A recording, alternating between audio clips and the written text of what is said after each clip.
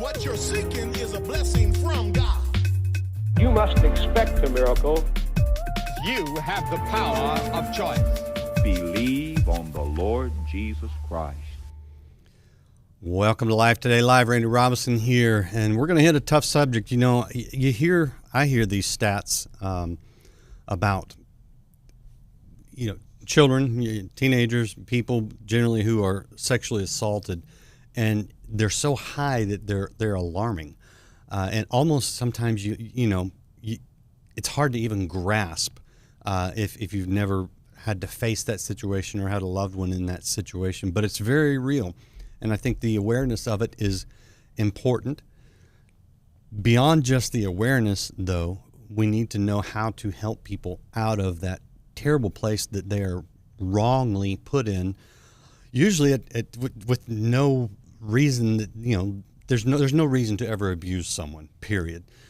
And so you're going to hear a story today that is powerful. She tells it in a new video on I Am Second. And if you want to go that, I'll give you the URL later as well, but it's iamsecond.com/Monica.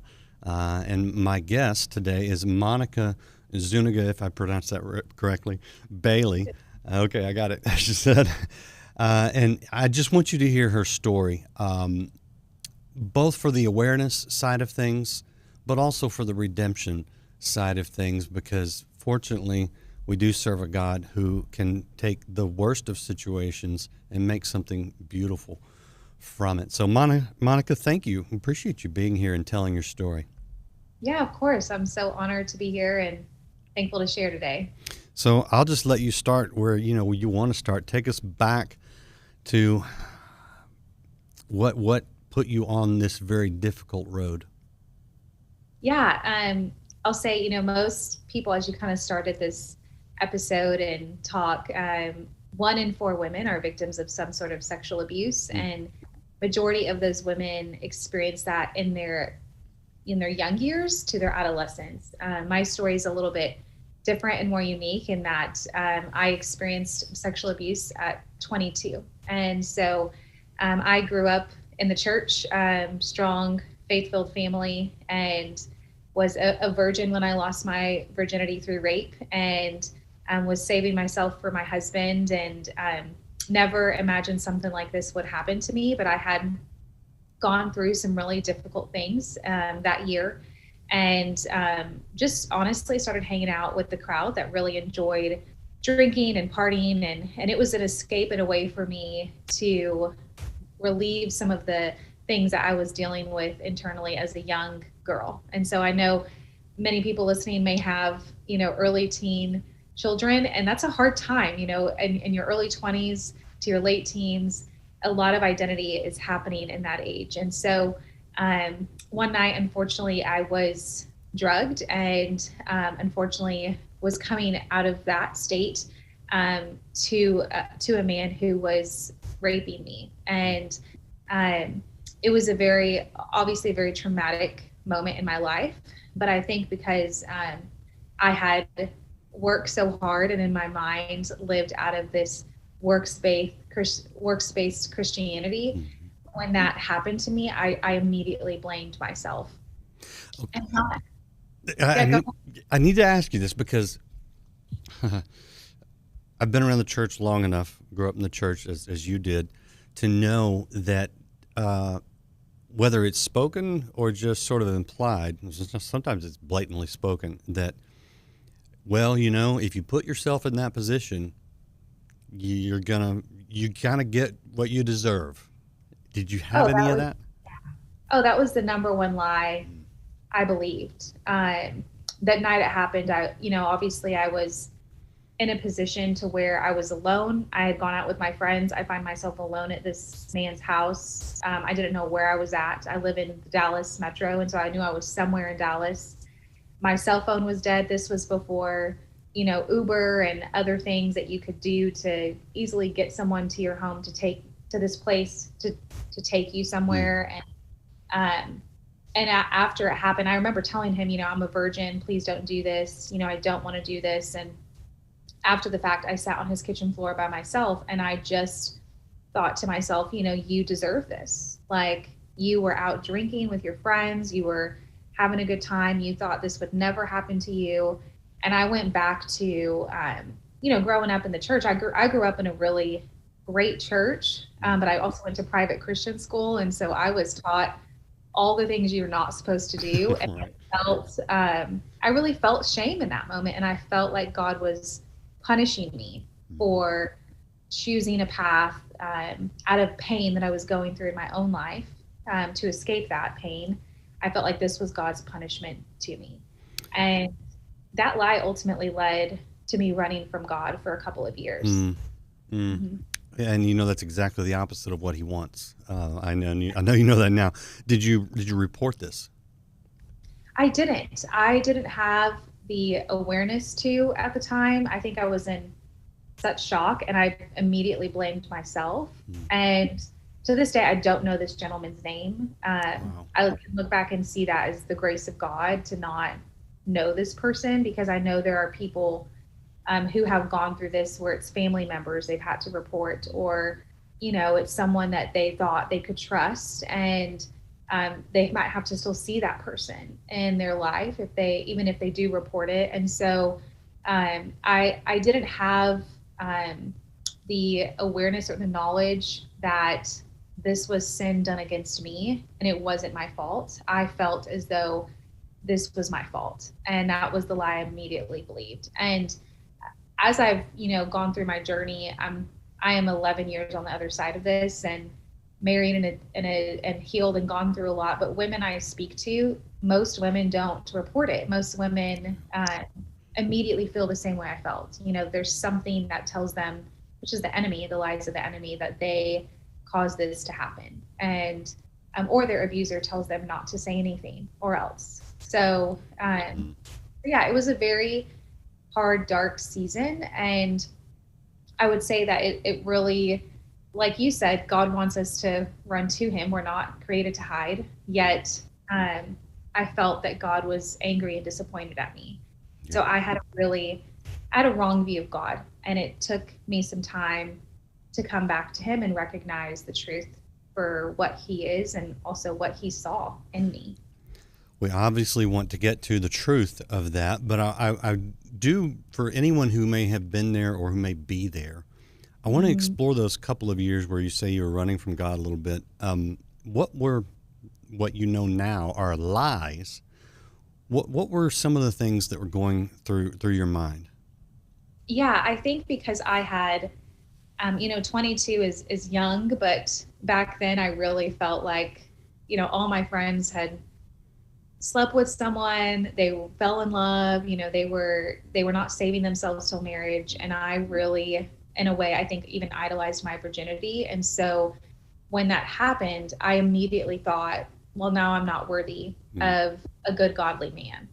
I even say in my video, I thought I was worthy of a man that was way up here. And when that happened, that dropped, because God looked at me and said, you don't deserve that. So I believe the lie that I wasn't worthy of a good, godly man. I believe the lie that because I had made the mistake of going out and drinking and partying, that it was my fault. I believe that, the call upon my life changed because I had gone through something that's just so intimately violent. And so I would say a lot of my identity and who I was shifted. And, I grew up with an amazing father, and he still is. And to this day, he'll ask the same question he's asked me since I was a little girl, which is, who's the most beautiful girl in the world? And, I say me. And he just spoke so much identity over me. And so I never struggled with confidence or self-image as a girl. But when this happened,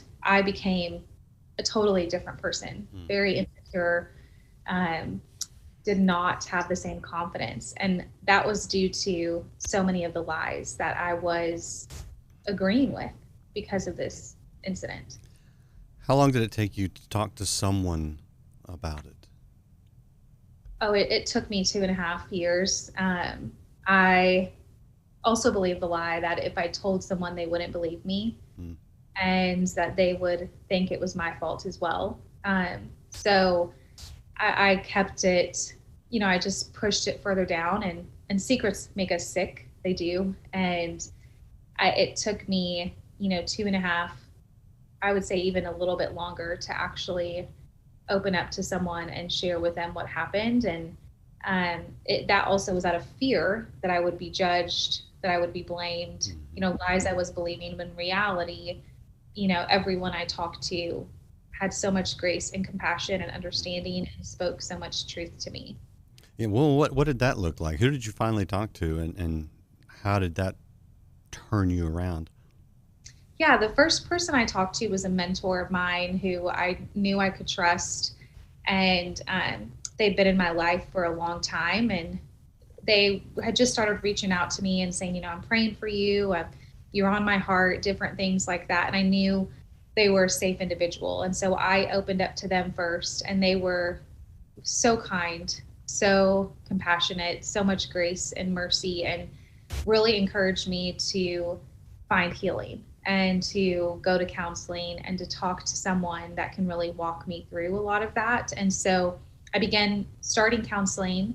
At that point, it was about 3 years after the rape, and my church community really has changed my life in so many ways. And I know this generation isn't, known for being involved in church, but I went back to the church, and a couple that are pastors at the church took me in and discipled me, re-taught me who God was, walked me through so much healing, and just also held my hand as I re-entered the dating scene, and Oh, wow.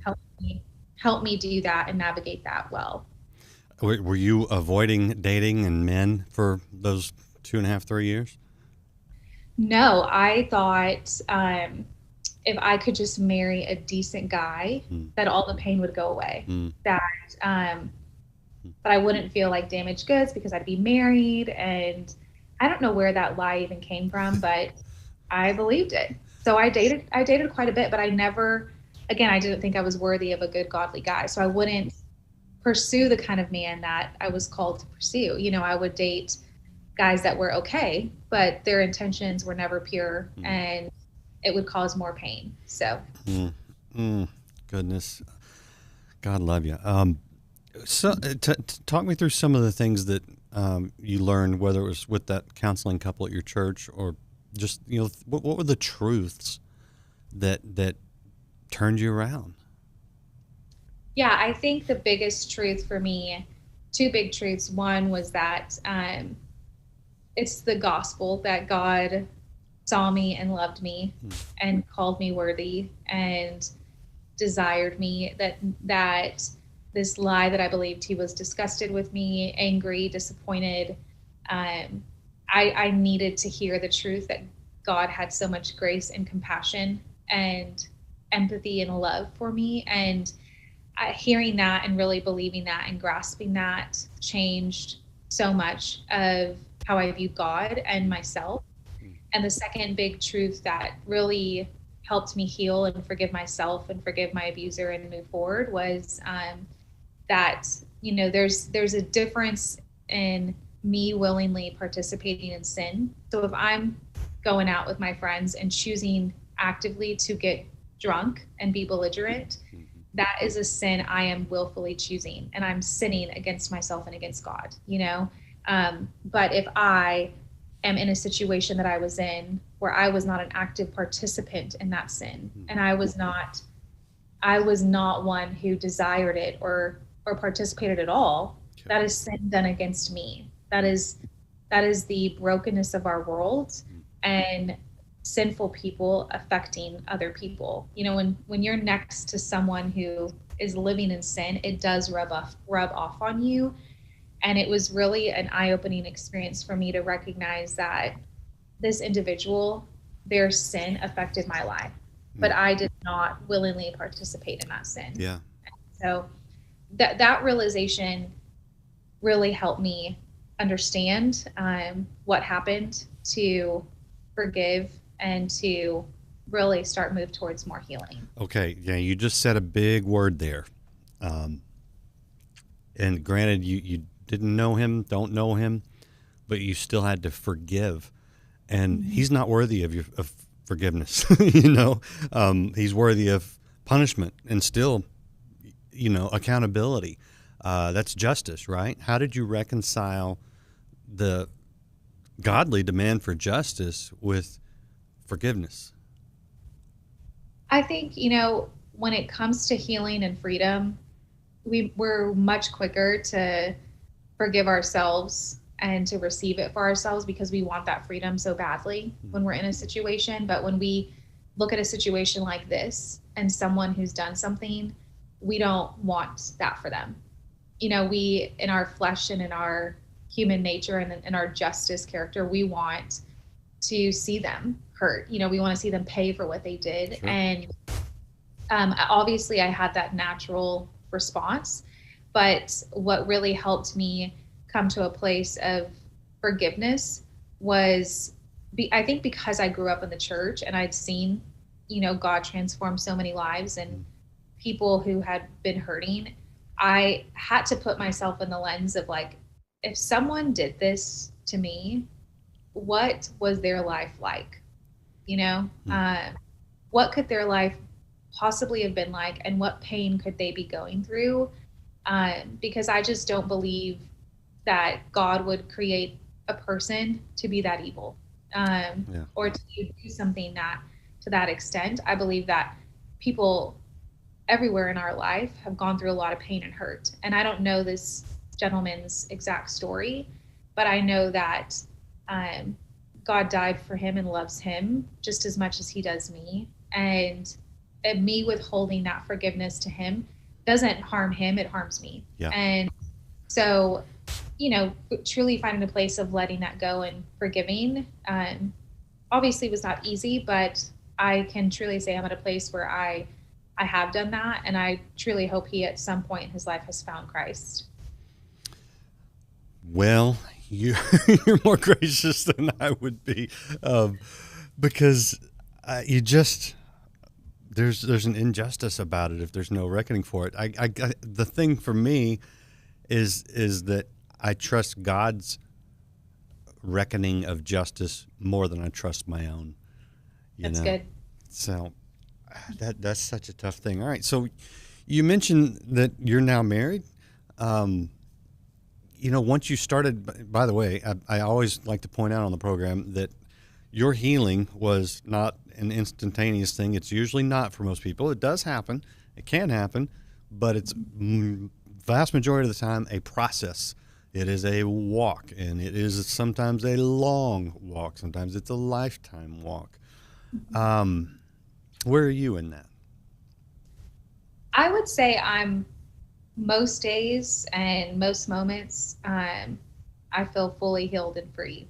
And I would say, you know, I always had a desire to get married young and to have a family young. And I have a great family, an amazing upbringing, and amazing parents. And so from a young age, I always wanted that.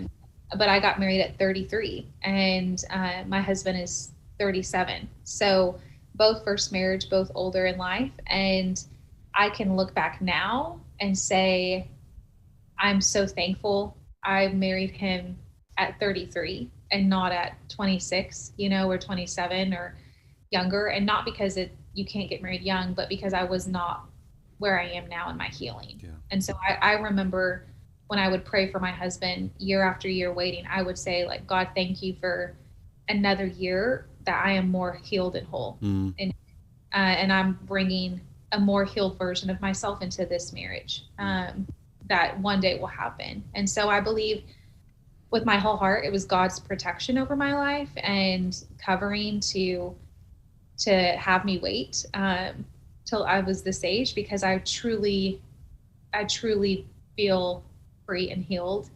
You know, there are moments that are still difficult, and even resharing my story through I Am Second, it does bring back some things and makes it difficult to talk about at times, but I just continue to ground myself and remind myself of the truth. And I have an amazing partner and a husband who is a very godly man who consistently reminds me of that in the moments that I feel most vulnerable. So yeah, I would say I'm in a good place, but it took me a long time. As you said, it wasn't a quick journey.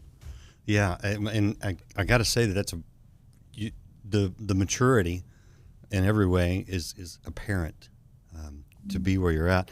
I want to show people the website. This is iamsecond.com/Monica, and this is where you can see Monica's story. And you may need to share this with someone. You can do that just by going to the website there and forward it on to somebody, because this is a big deal. This is a place where a lot of people get stuck their entire lives, but we do serve a God who can, like I said, bring beauty out of those ashes, and take the bad things. Not all things are good, absolutely not, but He can take even the bad things and make them good. And Monica, I'm curious because, stepping out there, doing the I Am Second video, that's a big platform that puts you in front of a lot of people. You don't have any secrets anymore, but you have chosen to tell your story. I'm guessing the primary motivation being to help others. What's happened since you've done this? I've shared it before this as well. God just given me a lot of opportunities. I will say through I Am Second, I have felt the most healed sharing it, which was a gift. I think for God to give me the biggest platform, feeling the most healed on my journey. And since then, I would just say, I consistently have women reach out to me who are going through something similar, who have gone through something similar and are in a really painful place. And God has really given me a voice and a witness to share with them that it is possible to heal, number one, and it's possible to have a redemptive story through your pain. And I think that's been the greatest gift that God could give me. And as you were saying, and I even say in my video, this horrible situation, I knew that God did not want this to happen to me in vain. And because of the darkness I walked in for those years, I thought to myself, if I can help one person out of that darkness by sharing, I want to do that, because we're not called to live in that, and God would never desire it. So I've seen a lot of women have revelations of truth, reach out to me, say they're going to counseling. Women have told me they shared their story with someone for the first time, that my story has given them hope for restoration and a future for them. That's great. And my hope is that God will continue to use it, and that He will give women courage to continue to speak about it as well. What do you think the church might need to learn to better help people in your situation? Yeah, I think the biggest thing is whether it's with parents or even with youth. I grew up in the purity culture era of promise rings and had one and all of those things. And I look back, and I was a part of a huge youth group, and I look back and think to myself, there were girls in that room who were being sexually abused and had already lost their virginity when those conversations were happening. And I can't even imagine what they were feeling, talking about getting a purity ring when they were being abused by someone. And I think as much as the church talks about purity, because this is such a common thing, that it's important to talk about this and to create a safe place for women to come say, this is happening to me, and not a place where they would feel shamed to say, this is happening to me.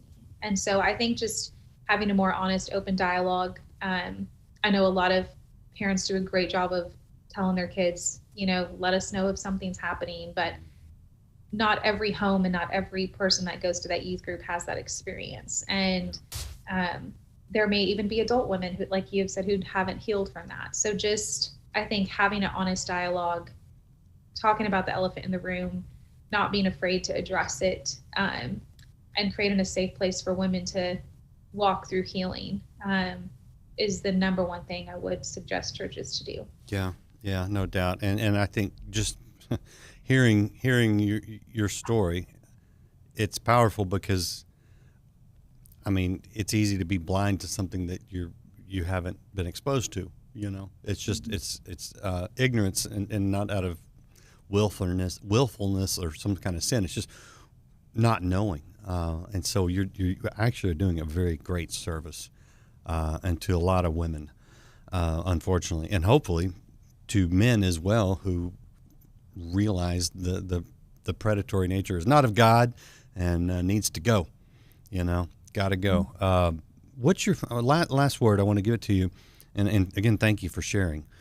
What do you say to the woman or the young girl who stumbled across this video and is listening to you, and they have been through some sort of similar situation, and they're in that dark place that you are at? What do you tell them?